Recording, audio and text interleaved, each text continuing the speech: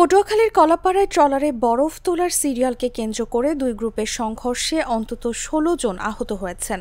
এদের মধ্যে গুরুতর আহত ৪ জনকে উপজেলা স্বাস্থ্য কমপ্লেক্সে ভর্তি করা হয়েছে। বাকি ১২ জন প্রাথমিক চিকিৎসা নিয়েছেন। এখন বর্তমানে আমাদের এখানে ১৬ জন আমরা আহত হয়েছি। ১৬ জনের ভিতরে তারা কিছু মনে করেন যে বাসা চলে গেছে, আর ৯ জন বর্তমানে গুরুতর আহত। তার ভিতরে ৫ জনের প্রাথমিক চিকিৎসা দিয়ে রাখা হয়েছে, বাসা রাখা হয়েছে, আর ৪ জন বর্তমানে হসপিটালে ভর্তি।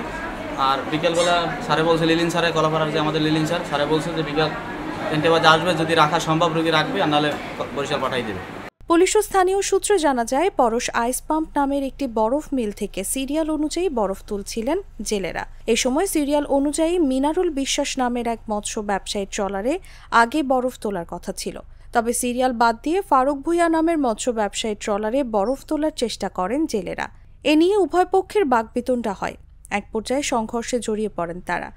এতে ব্যবসায়ী মিনারুল বিশ্বাসের ট্রলারের ১৬ জেলে আহত হন।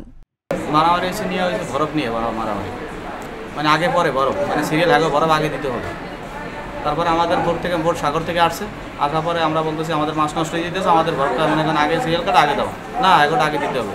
তারপর আমার স্টাফের গায়ে হাত দিয়েছে আগে দেওয়ার পর, তখন যখন সিকিউর দিয়েছে পরে মাঝি, আমার যে বোটের মাঝি ছোটো ভাই এসেছিল মাঝি, পরে মাঝি ও আবার দাঁড়াইছে, ওইনে দাঁড়ানোর পরে এরা আবার মাঝির ডাক দিয়েছে, পরে আবার পরে আমার নিজের ট্রলার উপরে হামলা করছে। আহত মিনারুল বিশ্বাস বলেন, আমার ট্রলারের জেলেদের আগে বরফ দেওয়ার কথা ছিল, কিন্তু না দিয়ে ফারুক ভুঁইয়ার জেলেরা আগে নিচ্ছিলেন। পরে এটা নিয়ে ঝামেলা হয়। ঝামেলা শুনে আসার পর সঙ্গে সঙ্গে আমার উপর আক্রমণ চালায়। আমরা এখন কলাপাড়া হাসপাতালে ভর্তি হয়ে চিকিৎসা নিচ্ছি। আশাখালী বাজার মৎস্য মার্কেট, ওইখানে মারামারি হয়েছে, বরফ নিয়ে মারামারি হয়েছে।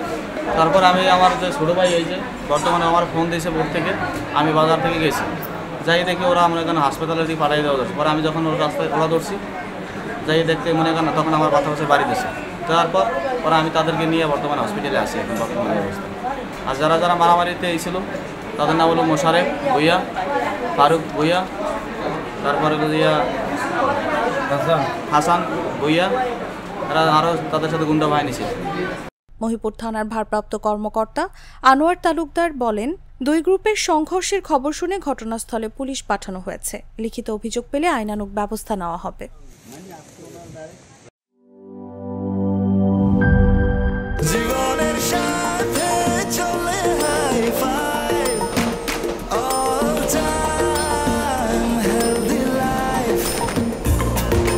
জার্নিতে স্বাস্থ্যকর all time family cake, all time healthy life.